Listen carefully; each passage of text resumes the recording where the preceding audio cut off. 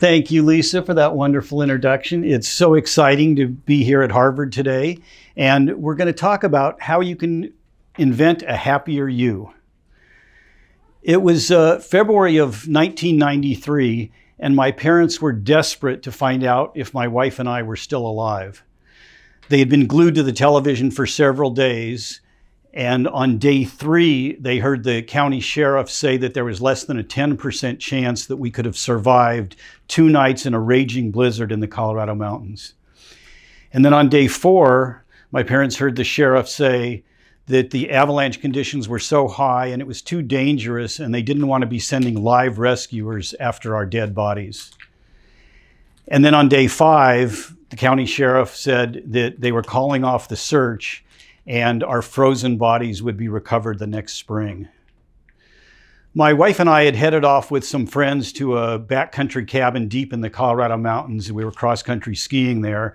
And partway there, the weather changed dramatically, turned into one of the worst storms in Colorado history. It trapped people in their cars on the mountain passes with avalanches. There were avalanches at the ski areas in places that they had never had avalanches before. And it threatened the water supply for the entire town of Aspen, Colorado.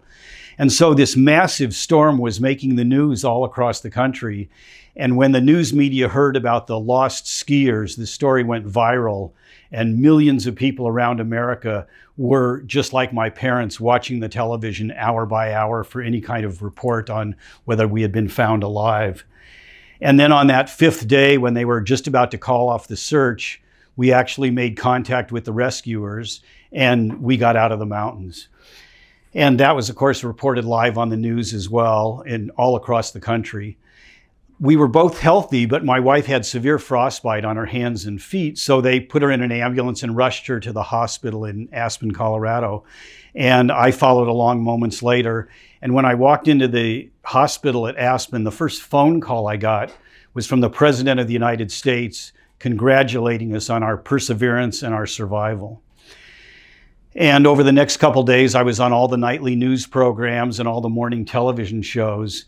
And most of the interviewers asked the same question about how we had survived. What had we done to stay warm enough? We didn't have any tents. What had we done to have enough food, which we didn't have for 5 days? But on the Today Show, Katie Couric asked a different question. She asked me why we had survived. Why had we survived when so many others perish after just a single night in conditions like that in Colorado? And I knew the reason we had survived is because we were optimistic and resilient. And those are byproducts of having decided to live our lives as happy people. And you notice I said it's a decision. We had decided to live happy. And people say, well, optimism, that's where you see the glass is half full instead of half empty. But it's actually much more than that, because sometimes in our lives, the glass is not half full. When the county sheriff said we had less than a 10% chance of survival, maybe he was right. Maybe the glass for us was only 10% full. But for us, it was never 90% empty. We only focused on that 10%, the positive part that we could do something with. And so that was our optimism that allowed us to see a future that we were going to get out of the mountains just fine. And resilience is what allowed us to lay in the snow all night long, freezing and shivering so hard that I thought I was going to crack a rib, and then get up in the morning and put my pack on and put my skis on and break trail all day through the deep snow. And then again the next night, lay out in the snow with no tent or sleeping bag, not enough sleeping bags. And we did that day after day and night after night for 5 days. So it was that optimism and resilience that allowed us to persevere. And the afternoon after the Katie Couric interview on the Today Show, I got back to the hospital to see Dee.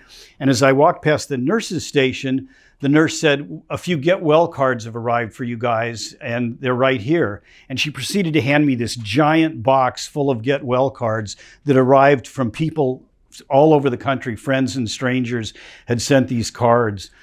There were 50 cards in there from hand-drawn and crayon-colored cards from kids in a local elementary school.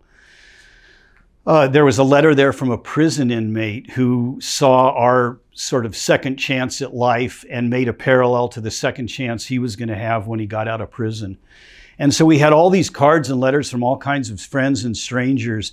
And as I walked down the hall towards Dee's room to bring them to her, I heard a lot of noise coming from the hospital room. And I didn't know what it was, but as I opened the door, I saw Dee laying in her hospital bed there, surrounded by about 15 or 20 of our friends. And everybody was hugging and happy and holding hands, and some people had tears of joy running down their face. And nobody had noticed me yet. And I just remember standing there in the doorway looking at this scene. And that late low-angle winter sun was streaming in the window and giving the whole room this warm yellow glow. The room was filled with flowers and fruit baskets that had arrived. And the love that I could feel emanating from the room was just as real a thing as that yellow sunlight coming in and as the colors and fragrances of the flowers. And our friends had heard the sheriff say that we were dead and our bodies, frozen bodies, would be recovered the next spring. And here we were, in a sense, back from the dead. And the point was not lost, not only on our friends, but on millions of people across America took the same lesson from it. And the lesson they took, I think there were lots of parents that hugged their children a little tighter that night, and people that were reminded to tell the people in their life that are special that they love them, as everyone was telling Dee. And if me telling the story now reminds each of you to reach out to the people that are important in your own lives and tell them what they mean to you, then our struggle will certainly have been worth it. And as wonderful as that moment was, that kind of collective love that we had spread not only to our friends, but to strangers across America, that moment was really wonderful. But that goodness didn't last very long, because Dee and I were about to find out that our experience in the wilderness was really just a prelude to the real challenge that faced us. The third night in the hospital, the doctors had pulled me aside, and they had been examining Dee's feet for several days, and her feet were coal black. They were as hard as this table here, and her fingers were the same way. They were this ghastly blackish, grayish color. Looked like you could snap them off like breaking a twig because they were frozen solid. And so the doctors pulled me aside and said gangrene was going to be setting in, and they had to amputate both of her feet to save her life so she didn't die from gangrene. And then they told me they would wait a few days till she recovered from that surgery, and then they were going to amputate all of her fingers as well. And somehow I staggered out of the hospital in a state of shock and managed to get in my car and drive home. And when I walked in the front door of our house, I saw Dee's running shoes there by the front door where she had taken them off after her last run. And my legs just turned to dust, and I collapsed on the floor of our house right by the front door there. And I just lay there all night long crying uncontrollably. I was hugging myself in this fetal position, and every now and then I would stop crying and open my eyes, and I looked up, and there were those running shoes right in front of me, and I knew she would never wear them again. And I just burst into tears again. And I spent the whole night long like that, just crying uncontrollably, feeling as powerless as I had ever felt in my life. You know, this terrible thing was about to happen to my wife the next day, and there was nothing I could do about it. But I woke up feeling unbelievably powerful, more powerful than I had ever felt. And I raced to the hospital before the doctors could talk to Dee. And I told her that she was going to have a complete recovery. And from that moment on, that's all both of us focused on, was a complete recovery. And the critical thing we did in that moment is we decided again to be happy. And we didn't say we will be happy if she recovers or happy when she recovers. We just decided to be happy despite the circumstances of our life at that moment. And about an hour later, when the doctors came in, Dee and I were there laughing and having a great time in the hospital room, and the doctors came in to prep her for the surgery, and we refused to sign the papers authorizing the amputation surgery. And we just decided to depend on our optimism and our resilience and our happiness to create a different idea in mind for what we wanted for our life. And we had been mentored by Tony Robbins for a number of years.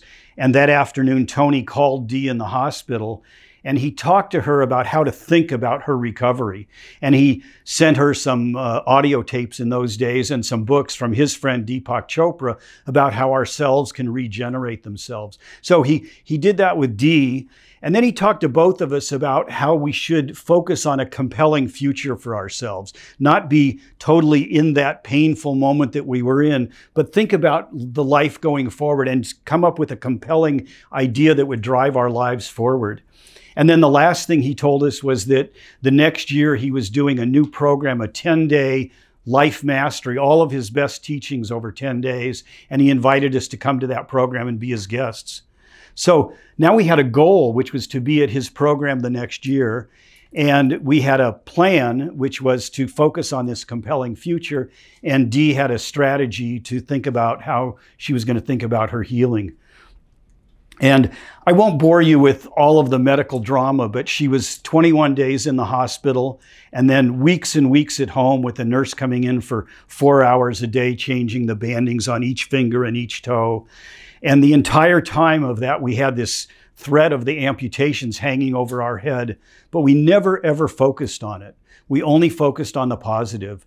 And over the course of almost a full year, Dee's heels had been pink, but the rest of the foot was, as I said, coal black, frozen solid, hard as a rock. But day by day and literally millimeter by millimeter, more of her feet started to turn pink.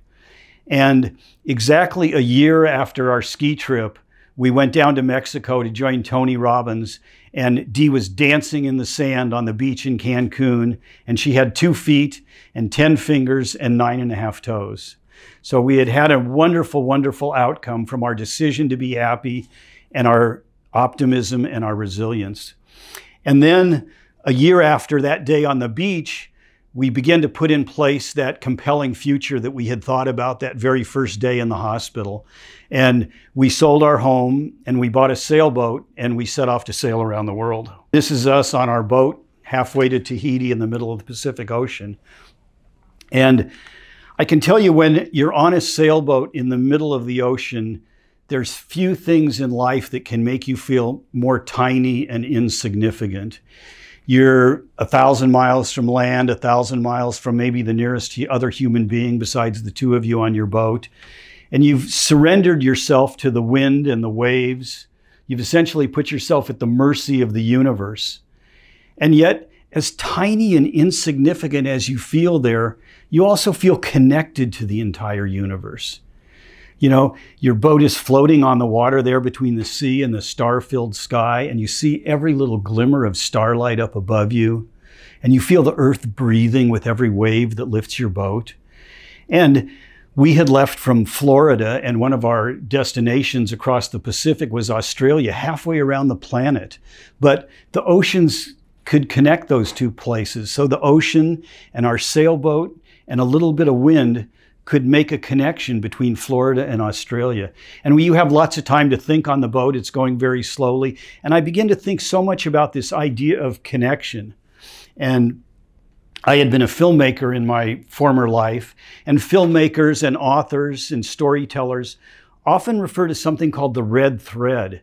And the red thread is the idea that ties all the parts of a movie or a film or a book. It's the thread that ties all these little pieces together. And with all this time we had on the boat, I came to understand the red thread of my own life. And my red thread is this: I believe our purpose here is simply to be happy. I believe our purpose here is to make ourselves happy and help other people find their own happiness. So that's my red thread, and that's my why for being on stage before you today, is to try and help other people find their happiness. And the red thread is the thread that ties together the 3 stories I've already told you. So that red thread led to our successful outcome of our ski adventure, and that red thread of deciding to be happy and optimistic led to the success of overcoming the outcome of Dee's diagnosis. And the red thread of that optimism and resilience, you can probably imagine those are pretty good traits if you're going to encounter a storm at sea. And all of those things are byproducts of having made the decision to be happy. But really, as much as those things are wonderful to help you overcome the worst moments of your life, the reason to decide to be happy is to make all those other moments of your life much, much sweeter. And when you do make the decision to be happy, you add joy and love and gratitude to your life in a big, big way. And I can tell you today, of a 24-hour day, my waking hours, the emotions where I live all day long are love and happiness and gratitude. And the emotions that you get rid of are anxiety and worry and self-recrimination. And I can tell you, I literally spend maybe a few hours a year in any of those negative emotions. So that's what you gain when you make this decision to be happy. And I'm not the first person to have this idea that our purpose in life is happiness. Aristotle, the greatest philosopher of all time, said happiness is the meaning and purpose of life, the whole aim and end of human existence. More recently, the Dalai Lama, who we also heard about today from somebody else who has actually visited with him, the Dalai Lama said, I believe that every human being has an innate desire for happiness. And I also believe the very purpose of life is to experience this happiness. So that's my red thread, and others throughout history from ancient times till now have thought the same thing. And let me explain to you why this is so critical to how we live and view our lives. And that's because the experience of our lives isn't what actually happens to us. It's how we think about what happens to us. The experience of our lives isn't what happens to us, it's how we think about what happens to us, and happy people think differently. So we had another woman with us when we were out on our ski trip, and she thought very differently than we did. And on the second day, she was ready to lay down in the snow and die. And I was out breaking trail in the front, and she was at the back, and she thought there was no point in continuing this because we were going to die. And she shrugged her pack off her shoulders and dropped it in the snow. And she continued skiing, but now she had no sleeping bag and no water bottle or food or any of her other warm clothes because she thought it was pointless. And she thought, well, I survived one night, but I'm never going to survive another. And Dee and I thought completely differently. We thought we survived one night, we can definitely survive another night. And after we survived 2 nights, we said, we survived 2 nights, we can definitely survive 4 nights. So we were having the same physical experience, but we thought about it completely differently. And even after the event, and we were able, our optimism and resilience was enough to carry us all through. We all got out alive. But even afterwards, she had a different way of thinking about that same event. And she thought of herself as a victim. And she, after that, lived a very small, depressing life, and she passed away a few years later at a very, very young age. And Dee and I thought about it as we were victorious. We had overcome huge, huge odds against us, and yet we had not only survived, but thrived. And you can imagine for the rest of our lives, every challenge we have faced with the belief that we're victorious and we can overcome it. So we all three had the same physical experience, but we had a completely different experience because happy people do indeed think differently. So I've told you about how this optimistic viewpoint carried us through in front of huge challenges in front of us. And if you make this decision that you want happiness a part of your life and you practice some of the skills of happiness, you can change your life completely going forward. But not only that, you can change your past. You can invent a happier you. And I'm gonna tell you how to do that. When we sold our home and moved on, our 2,800 square foot home that we lived in, and we moved on to a 300 square foot sailboat, we had to get rid of a lot of stuff. The space on a sailboat is very, very limited, very little bit of storage space. So anything we took with us had to help us live better on the boat or sail better or be safer. It had to be something that was going to benefit our new life going forward. We just didn't have room for anything else that wouldn't help us in the future. So we just got rid of a ton of stuff. And this metaphor of getting rid of stuff applies to all of our lives because we're all carrying with us baggage that doesn't serve us and is not going to help us get to our future. And I actually started going bald when I was a young child, and I've spent my life being bald, and I wore a hairpiece most of my life because I thought it made me look better and it made me better in business. And people like Corey and I, it wasn't fashionable to be bald 30 or 40 years ago. But I decided that I was going to unapologetically own who I was as we sailed away. And that very first day as we sailed away from the dock, I pulled off my hairpiece and I frisbeed it away over the stern of our sailboat. And we can all do this same thing because we're all carrying baggage that doesn't serve us. And what I'm about to tell you, some of it, people have very serious trauma in your past. And if you do, you need to get professional medical help, psychological counseling to help you, because this is not that. But we're all carrying some kind of baggage that's holding us back. And so here's a technique you can use to change not only your future, but your past. So think about that event, whatever it is that you're carrying around with you. And it doesn't matter whether your mom was mean to you, or you failed some test in 3rd grade, or you got fired from a job, or your 6th grade teacher told you you weren't smart, or whatever it is. Think about that event. But I want you to think about it in a new way. I want you to imagine you're in an airliner at 40,000 feet. And I want you to do this when you go home tonight. Don't try and do it right now, but do it when you go home tonight. Think about that event as if you're in an airliner at 40,000 feet and you're looking down and it's happening to somebody else. And you're going to attach no emotional attachment to the event. And then make the event that you're watching black and white.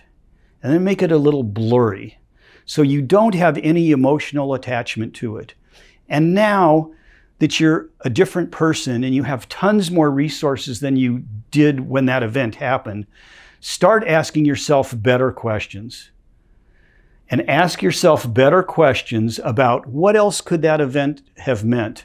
What else could, what positive thing eventually came out of that event? Or at minimum, what lesson did I learn from it? And so keep asking yourself better questions until you either come up with something positive that happened, or at least a life lesson that you learned from that event that has helped you. And now, here's the critical thing. You're going to go forward with that positive idea or that lesson you learned, and you're going to leave the pain behind. You've got to leave the pain behind. So that's why you're looking at it from this dispassionate 40,000 feet. And now, you're going to figure out a new story of the lesson you learned, and you're going to tell that story over and over and over in your head until that becomes the story of that event. And then when you're confident that that's the story of that event, I want you to stand up and breathe deeply. And I don't care if you're in a room by yourself or what, but say it out loud as if you're telling it to somebody else. And if you have told the story over and over in your life to other people, start telling the new story over and over again. And that's how you rewrite your past and invent a happier you. And so a couple things I want to, just remind you that we've covered today, that happiness is a decision you make. It's not something that happens when you check all the right boxes in life. It's not something you pursue. It's a decision you make. And looking at the world optimistically will change every part of your life and your future. And you can invent your new story.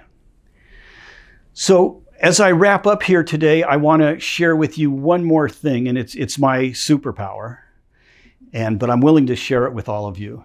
And I have to admit, I've accomplished a lot of things in my life. I've been very intentional about my life. I've had a lot of good luck in my life, and I've had a lot of good strategies. And this is one of my strategies.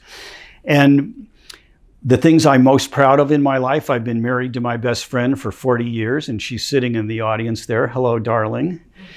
And as I said, I've sailed around the world on my own sailboat. I'm a pilot. I've set an aviation record. I've been able to build multiple 7-figure businesses. I'm a mountain climber, and I was able to climb big mountains in the Himalayas in Alaska. So I've done all these things in my life because of this superpower I'm about to share with you. And I think this superpower is based on a memory we might all share. So as I describe it, if you have your version of this memory, I want you to envision that. And if you don't, just listen to my words and see if you can create this scene in your imagination. So go ahead and close your eyes for a moment, if you would. And my memory is when I'm about 9 or 10 years old, and I wake up on that very first morning of summer vacation.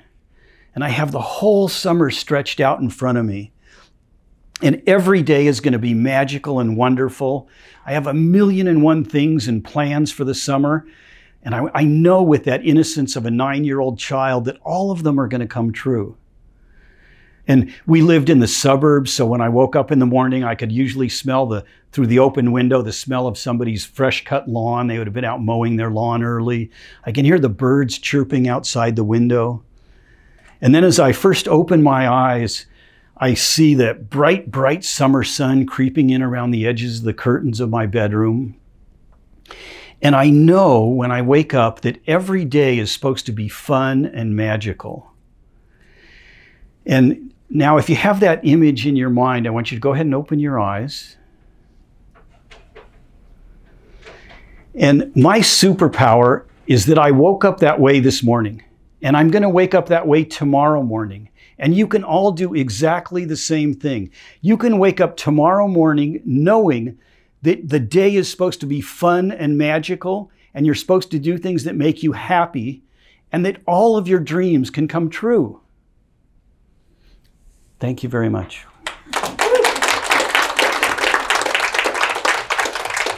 And if you want some happiness resources, there's a lot of free resources on my website to help you decide and practice the skills of being happy.